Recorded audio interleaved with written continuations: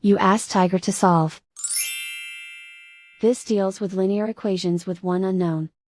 The final result is y=7. Let's solve it step by step. Simplify the expression.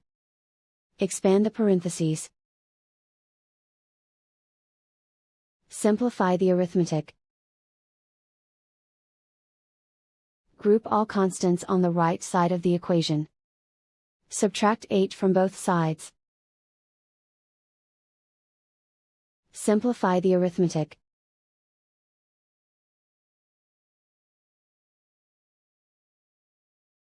Isolate the y.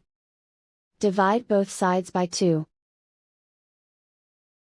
Simplify the fraction. Find the greatest common factor of the numerator and denominator. Factor out and cancel the greatest common factor. And so the final result is y=7.